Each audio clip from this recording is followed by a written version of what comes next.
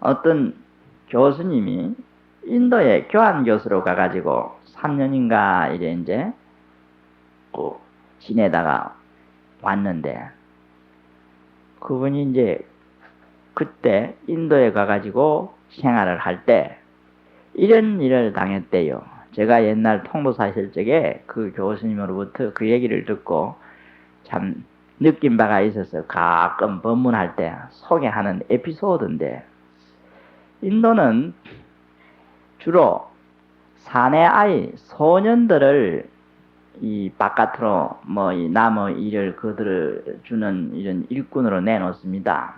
우리나라로 말하면은 이 옛날에는 식모라 하기도 했고, 요새는 파출부라 합니까? 이런 남의 집에 다니면서 일 그들을 주고 품삯 받아오는 이런 이들이 있죠.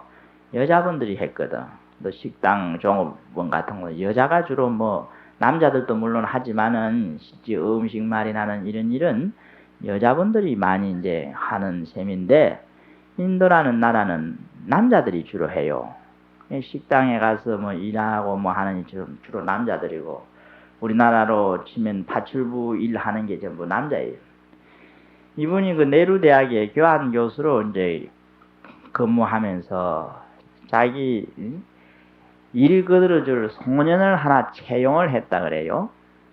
이제 월급을 주고 집에 이제 시간 맞춰 딱 와가지고 청소도 시키고 이 시키는 여러 가지 일을 하도록 했다는 거예요. 근데 이분이 한 번은 그 아이에게 소재나 밥 짓는 걸 이렇게 부탁을 시키는 거예요.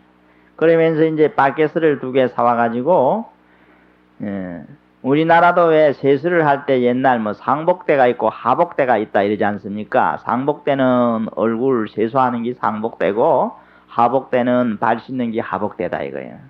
그렇게 이제 나눠 쓰듯이 바게스를 2개 이제 떡 사다가 그 아이에게 여기에는 행주를 씻고 밥을 짓고 할 때 솥을 이렇게 닦거나 밥그릇을 닦는 걸 행주로 하잖아요. 행주를 씻고 또 한 밖에서 여기에는 걸레를 빨아라. 반드시 여기에 걸레 빨고 여기에 행주 씻고 그릇을 이렇게 엄격히 구별해서 하라. 또 이제 천을 이렇게 몇 개 만들어 가지고 어디 구해 가지고 이것은 행주고 이것은 걸레다. 하나는 이제 그릇 씻고 또 밥그릇 씻고 솥 씻고 할 때 사용하는 것이고, 하나는 빵을 닦거나 마루를 닦을 때 사용하는 것이다. 그래 이제 일러주면서 나눠 쓰라고 이렇게 이제 시켰다는 거예요. 그러니 이 아이가 예 알겠습니다. 예 알겠습니다. 대답을 잘하더래요. 그 이제 한 번은 학교 갔다 오니 이 아이가 막 소재 방을 닦고 있는데 보니까 얼마 전에 시키는 대로 하지 않고 행주를 가지고 막 방바닥을 닦고 있더니, 그래서 예 내가 시켰지 않느냐? 이것은 밥그릇 닦고 솥 닦을 때 쓰는 것이고 걸레를 가지고 여기 방을 닦거나 하는 것이다. 그러니 예 알겠습니다. 아이고 내가 잘못했다. 이제 다시 다음부터는 안 틀리게 하겠다는 거예요. 그래 이제 또 며칠 지났는데 이번에는 가보니까 이 녀석이 또 걸레를 가지고 말이야 밥그릇을 닦아서 솥을 닦아서 하더라는 거예요. 어이 왜 넌 내가 시키는 걸 잘 잊어먹느냐? 이건 걸레야. 걸레를 가지고 밥그릇을 닦거나 솥을 닦지 말라 했잖아. 아 알았습니다. 또 한 번 있다가 3번째 그러더래요. 한 번은 또 걸레 빠는 그 바켓에다가 밥그릇을 젠딱 넣어놓고 그냥 씻으세요. 어이 이번엔 심하게 꾸짖는, 넌 이상하다. 내가 너를 매달 급료를 월급을 주고 고용했잖아 말이야. 그러면 너는 내가 원하는 대로 뭔가 일을 좀 해줘야 되지 않느냐? 왜 전부 이거 틀리게 일을 하느냐 이거야. 걸레는 방을 닦거나 마루를 닦을 때 쓰는 것이고 밥그릇을 닦을 때 쓰는 것이 아니라 했잖아. 이 바켓에는 행주를 빨고 이 바켓에만 걸레를 빨아야 했는데 왜 틀리게 하느냐. 그래 이제 좀 언성을 높여가지고 꾸중을 했더니 이 아이가 대뜸 신경질을 팩 부리면서 골을 내면서 여보시오, 한국 사람. 왜 그리 까다롭소? 이러는. 그리고 하는 말이, 여보시오, 권례가 어디까지나 권례란 법이 어디 있으며 행주가 어디까지나 행주란 법이 어디 있어요? 권례가 깨끗해지면 행주가 되는 것이고 행주가 더러워지면 권례가 되는 것이지. 이런 말을 하더래요. 그래 이제 이 교수님이 가만히 듣고 보니까 반야신경에 색불이고 공불이색이 생각나. 가만히 듣고 보니 할 말이 없어. 이 아이 말이 어떤 면에서 더 참 도인다운 말이라. 그래서 그냥 더 이상 말을 못하고 그래 알았다, 네 말이 맞다, 네 말이 맞다 이러고 치웠다는 거예요. 내가 왜 이런 에피소드를 소개하느냐 하면은 사람은 자기 관념에 너무 이렇게 묶여 있으면 안 됩니다. 우리가 물론 어떤 진리를 향해서 순수한 생각을 가지고 이것은 이것이다 하고 신념을 가지고 자기 의지를 키워가는 이런 것은 좋은 것이지만은 잘못된 어떤 고정관념에 집착을 해가지고 스스로 자기 마음을 구속하면서 살면 안 된다는 얘기예요. 그러니까 이제 이 세상은 무유정법이라는 건강경의 법문이 있듯이 생각이 더 높이 올라가면은 공식이 없습니다. 법이 없습니다. 부처님 진리를 4차원 세계라고 이런 말을 해요. 4차원 세계는 공식이 없어요. 공식이 없다는 것은 어떤 정해진 교조주의적인 그 어떤 기준이 없다는 얘기인데, 곧 이 말은 마음을 편안하고 자유롭게 쓰라는 얘기입니다. 마음을 편안하고 자유롭게 쓸 줄 아는 사람이 삶의 참된 의미를 깨달아갈 수 있는 겁니다. 그래서 이런 여유 있는 마음과 뭔가 트여진 마음을 우리가 자꾸 닦아서 그런 마음이 되게 할 때 부처님 공덕이 들어오는 거예요. 마음은 그릇입니다. 우리 중생의 마음을 그릇에 비유해. 어떤 그릇이냐? 자비를 담는 그릇이라 했어요. 내 마음속에 얼마만큼 자비를 담을 수 있는가? 그러기 위해서는 내 마음 심기가 커야 하는 거예요. 법성계에 보면은 우보익생 만어공 중생수기 등력이란 말이 있지요. 부처님의 감노법부, 곧 이 세상에 만 중생에게 은혜를 미쳐주는 그런 부처님의 가피 혹은 이 실력, 이걸 비에 비유하는 거예요. 하늘에서 비 내릴 때 비가 땅으로 떨어지듯이 비에 비유하는 거예요. 그리 보배를 비 내려서 우보가 중생을 잊게 함이 우보익생, 보배를 비난해서 부처님 감노법부, 부처님 은혜가 항상 우리에게 이렇게 하늘에서 비 내리듯이 내리고 있단 말이에요. 중생을 이익되게 하고 있단 말이에요.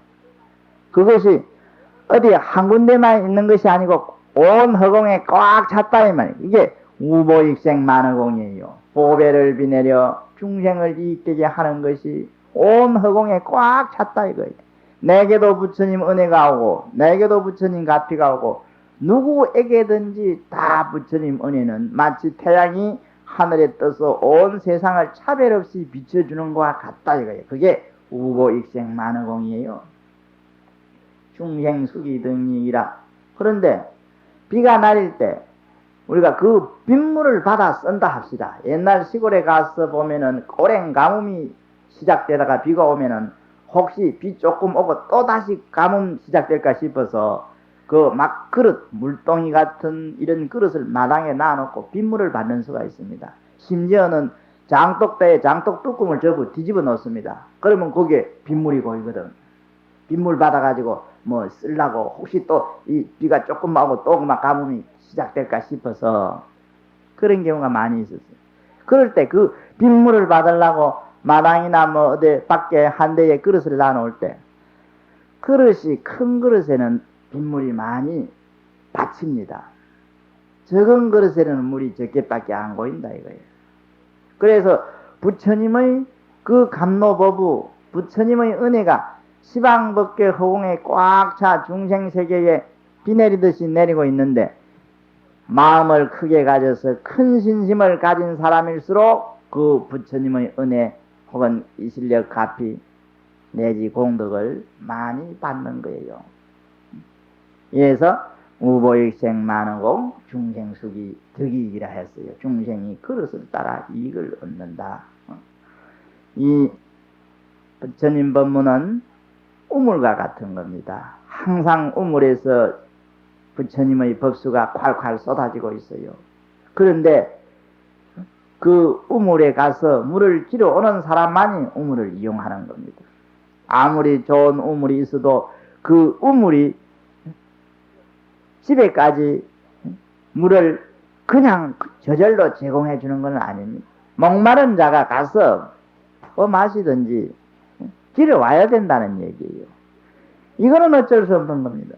우리들의 노력에 의해서 아무리 부처님 법이 중생세계에 참 가지가지 은혜를 베풀어주고 성공과 공덕을 닦게 하는 길을 열어서 복을 베풀어주지만은 우물가에 오지 아니하는 사람은 물을 못 길어가는 법이에요. 그것은 우리들이 스스로의 노력으로서 해야 될 일이에요.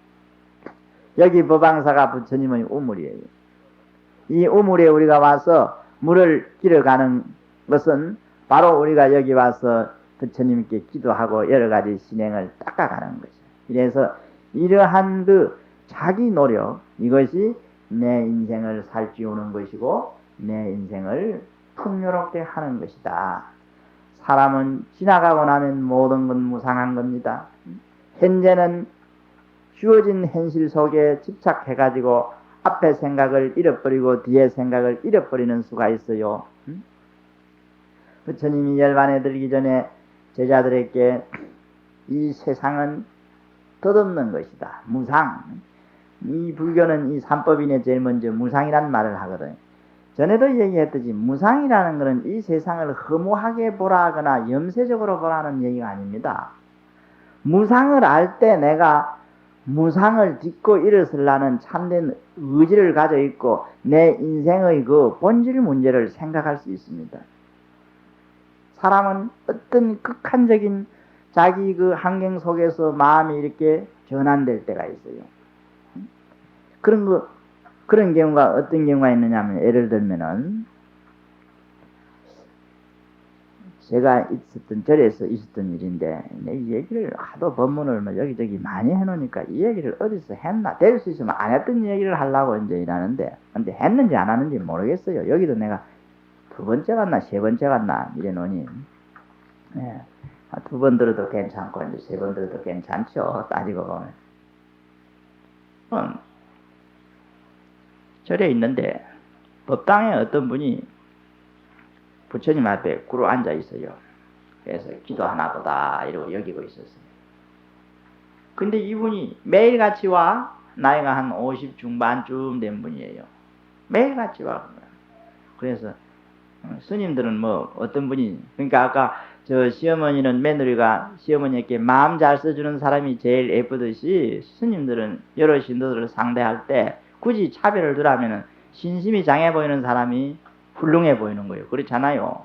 사람은 자기 나름 뭐 감정대로 그 눈이 있거든. 학교 선생님들은 공부 잘하는 학생을 좋아해요.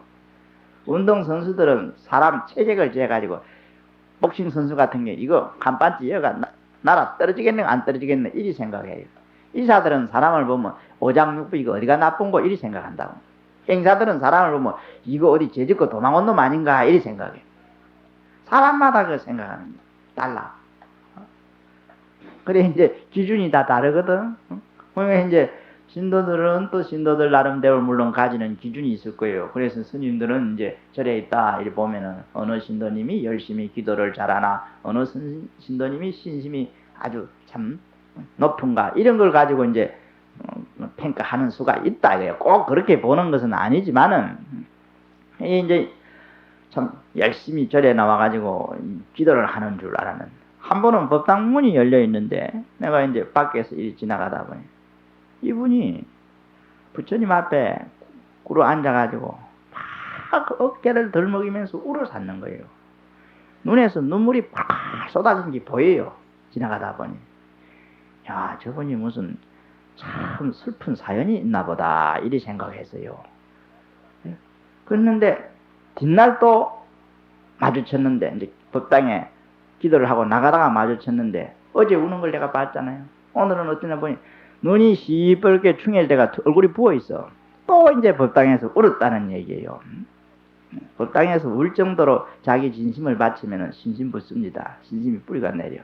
옛날 중국에 척천무라는 임금이 여걸이 있었어요. 척천무 대단한 임금이죠. 고종 때부터 이제 그 총애를 받다가 왕궁의 그 궁녀로 들어갔다가 나중 왕비로 간택되고 4대 임금을 모시면서 나중에는 자기가 임금이 되죠. 중종이 죽자 중종을 패하고 뭐 예정을 아우를 임금을 했다 또 패하고 자기가 그 순환이 아주 많았습니다. 근데 이제 궁녀로 있다가 후궁이 됐었거든. 후궁이 됐는데 그 조정의 간신이랄까 간신들의 모함에 걸려가지고 폐위가 되고 쫓겨나 버렸습니다. 그 신세가 서럽단 말이에요. 왕의 총애를 받던 그 후궁이 그냥 왕이 죽자 그 간신 뭐랄까 그 신하들이 자기를 미워해가지고 쫓아내 버린단 말이에요. 그래서 하루아침에 그만 이 서민으로 들어왔어요. 세상이 무상해가지고 그냥 절에 가가지고 중이 돼버립니다. 감업사에 가가지고 감업사라는 절이 있어요. 중이 됐다. 법당 들어가가지고 앉았으니 자기 처지가 서러우니라. 그만 감업사에 가가지고 그 이제 머리를 깎고 비구니 스님이 돼가지고 가만히 법당 앞에 기도를 하려고 있으니까 자기 처지가 서럽게 느껴지느니라. 그래서 그만 실컷 울어버렸습니다. 법당 안에. 어떻게 자기 서름에 북받쳤는지 그만 실컷 울었단 말이에요. 울다가 보니 비몽사몽간에 한상이 나타나는 거예요. 허연 서복 간신보살이 나타나는 모양인데 이 서복을 입고 나타난 이 보살상이 와가지고 일호를 하는 거예요. 고만 울라고 자꾸 자기를 이 어깨를 툭툭 이렇게 두드려주면서 일호를 하는 거예요. 내게는 다시 좋은 세월이 올 테니 너무 서러워하지 말아라. 슬픔을 참는 것이 인생을 이렇게 바르게 살아가는 힘을 얻는 것이다. 자기 슬픔을 참아내면 된다 하면서 다시 좋은 시절이 온다고 막 이렇게 일러주면서 일호를 하는 거예요. 그래 이제 비몽사몽간에 그런 장면이 한상처럼 나타났단 말이에요. 기도를 마치고 나니 마음이 편안해지고 뭔가 참 다시 미래에 대한 어떤 희망이 내가 또 좋은 인연을 기다리면은 또 뭔가 복된 인생이 시작되겠지 이런 생각. 사리부림을 했어요. 나는 죽는 걸 원하지도 아니하고 사는 걸 원하지도 아니한다 했죠. 나는 사는 것을 원하지도 아니하며 죽는 것을 원하지도 아니한다. 품팔이가 품삯을 기다리듯이 월급쟁이 월급을 기다리듯이 나는 내게 올 인연을 기다릴 따름이다. 나는 사는 것을 원하지도 아니하고 나는 죽는 것을 원하지도. 인생은 영원한 기다림입니다. 지금 기다리는 거예요. 우리가 금생의 현실 속에서 일어날 가지가지 일을 기다리는가 하면은 사실 우리는 내생도 내세를 기다리고 있어요. 내세에 또 어떤 사연이 인연 따라 오게 돼 있는 겁니다. 삼생을 통해서 우리는 동시에 그 삶의 뿌리를 받고 있어요. 우리의 삶의 뿌리가 있다면 이 삶의 뿌리는 오늘이라는 시간 속에 박혀 있는 게 아니에요. 어제라는 시간 속에도 박혀 있는 것이요 내일이라는 시간 속에도 박혀 있는 것입니다. 그런가 하면은 작년의 시간에도 박혀 있는 것이고 내년이라는 시간에도 박혀 있는 거예요.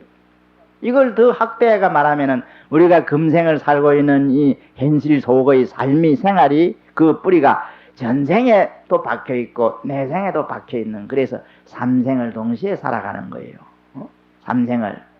그래서 우리는 이 삼생을 통해서 항상 기다리고 있습니다.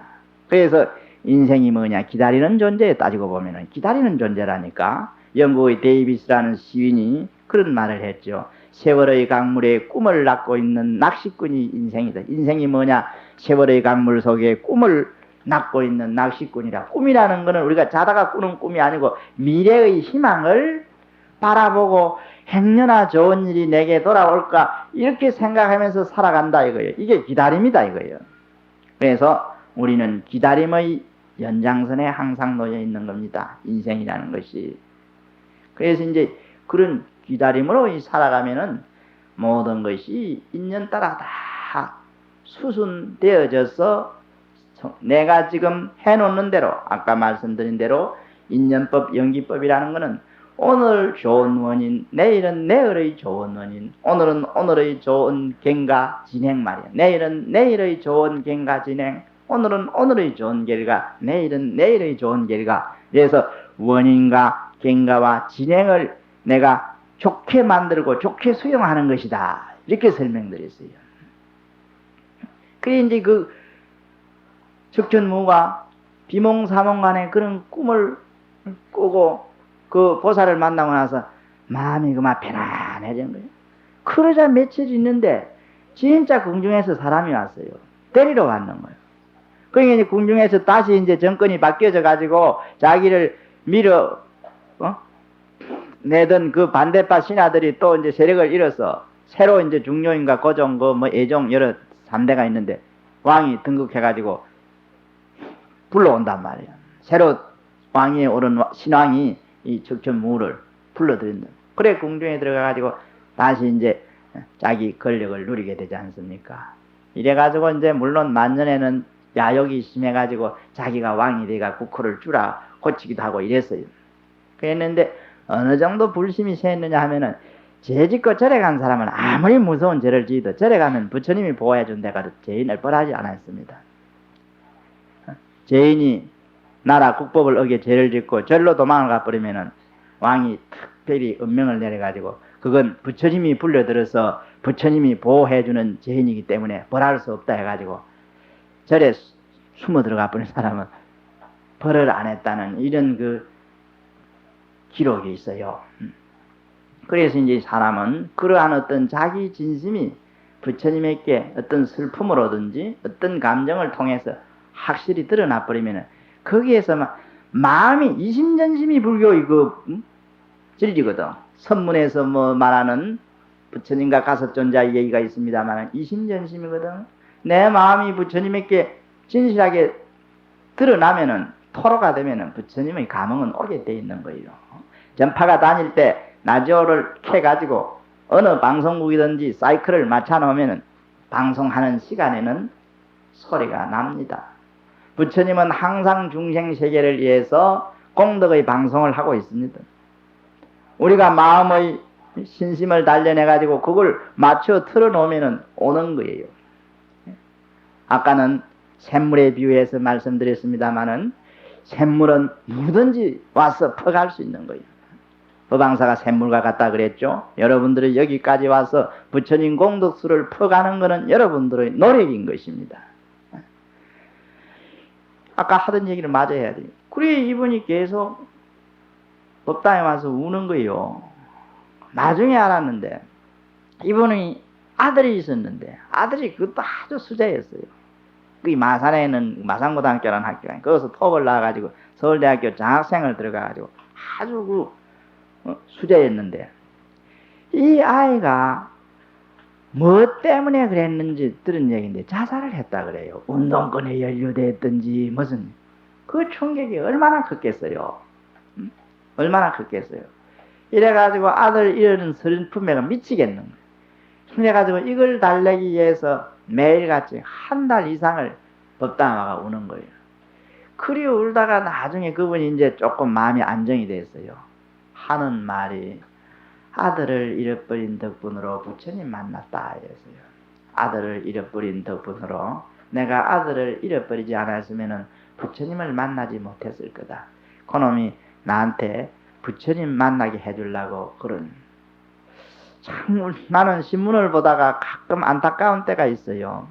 금방도 그 어느 그 학생 갑자기 이 세상을 등지고 막 죽음을 택한 학생 얘기를 했지만 가끔 사건 보도를 보면은 뭐 집단적으로 가족이 동반 자살을 해버리는 이런 끔찍한 사건이 보도되는가 하면은 서로 사람을 죽이고 말이요. 또 어떤 때는 말이지 뭐 가정 불화 끝에 말이요 자기 자녀를 던져서 이렇게 버리고 그냥 자기도 투신 자살을 하고 이런 아주 참으로 우리 사회에 없어야 될 이런 사건들이 보도되는 걸 보고 뭘 느끼느냐 하면은 안타깝기 끄지없는 마음인데 그런 일을 저지르는 사람들 동반 자살을 하거나 뭐 가정 불화 끝에 자녀를 죽여버리고 자기도 목숨을 끊는 이런 비참한 일들. 우리 부처님 법을 조금만 배워 알았으면은, 불교를 조금만 믿을 줄 알았으면은 그런 행동 안 한다 이거예요. 그런 행동 안 합니다. 자기 인생의 어떤 고뇌의 문제, 생존의 슬픈 상처, 그 쓰라린 아픔을 부처님 법을 믿는 그런 사람이라면은 극복해 갈 마음의 여유를 가지게 되고 지혜를 가지게 됩니다. 그래서 그런 면에서 참 안타까운 거예요. 우리는 불법 해상에 뭔가 인연을 다 가지고 부처님께 기도하는 종교적인 그런 신행을 닦고 또 법문을 들으면서 불교 교리를 배우고 이러는 불제자로 여러분들이 거듭나고 있습니다. 다시 불자를 법화경에서는 종불구생 종법화생이라 해가지고 부처님 입에서 태어난 새로운 사람이라 이랬어요. 부처님 법을 통해서 교화돼 생겨난 사람, 태어난 사람이라 이럽니다. 그래서 부처님 입에서 태어났단 말이 뭐냐? 부처님 입에서 설해진 법문을 듣고 자기 인생의 의미를 새롭게 깨달아 인격적인 재탄생을 시도한 사람이란 뜻이에요.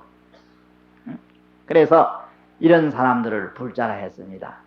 이제 불자는 부처님 법에서 새롭게 태어난 사람이거든. 이제 이 마음을 항상 자기 마음부터 바르게 이제 닦아서 거기에서 성문 신고 공덕 성취해가지고 자리타의 공을 다 이루어 가자. 이것이 이제 바로 우리 불교를 해가는 그런 올바른 자세라 할 수 있는 것입니다. 신이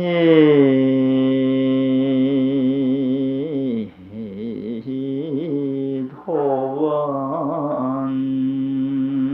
공덕무라 창량일체재선법이로다나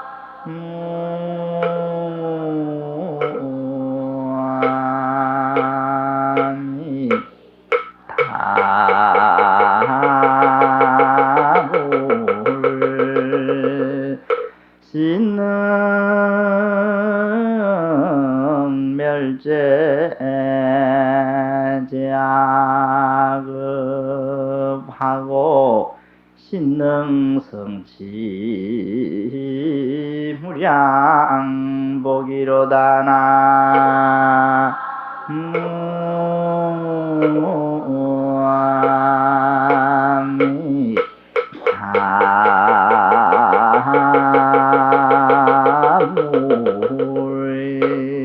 믿음 하나, 부처님 법을 믿는 우리 불자들의 믿음 하나.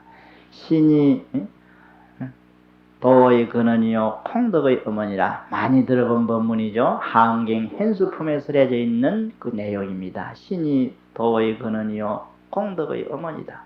신이 능히 일체 모든 선법을 다 성취한다. 신은 능히 자기 숙생으로부터 업장을 전부 소멸한다. 업장을 없앤다. 신이 들어서 능히 한량없는 복을 이루게 한다. 그래서 오늘은 신법문이에요. 우리가 불교를 어떻게 믿느냐? 물론 불교는 신해가 믿고 아는 법문을 바로 들어서 부처님의 그 가르침을 올바로 이해하는 해가 있어야 돼. 그런데 요즘 어떤 배단이 있느냐 하면은 너무 아는 쪽으로 기울어지다가 신이 없어지는 사람들이 있어요. 가령 어떤 학자가 있었다 합시다. 이 학자가 불교를 오랫동안 연구해가지고 경전을 번역해내기도 하고 뭐 이래 참 논문을 발표하기도 하고 이렇게 불교 연구에 종사한 오랜 연륜이 있다 하더라도 그 사람이 비불교인이 되는 수가 있어요. 불교인이 아니라 부처님 제자가 못 되는 사람이 왜? 학문적으로 불교를 연구하고 논문 같은 걸 발표해도 가슴 속에 부처님 공덕을 성취하려는 마음, 믿는 믿음이 없을 때는 불자가 아닌 거예요. 아닌 겁니다. 그래서 아는 것만으로 불교를 하는 것이 아닙니다. 마음에 항상 순수한 우러나는 믿음이 있어야 되겠. 마음에 우러나는 믿음이 있을 때 이 믿음이 그 사람의 정신행명을 가져오게 하는 것이고 그 사람의 업장을 소멸해서 새로운 어떤 한의를 얻게 하는 지혜로운 경계로 그 사람을 인도해 주는 것입니다. 이래서 항상 믿음이라는 신의 한 글자를 우리가 이제 가슴속에 항상 붙이고 살자. 이렇게 살면은 이 인생살이가 다 원만하게 사라지고 모든 인연공덕이 다 이루어진다. 오늘 본문은 이로써 마치겠습니다. 네.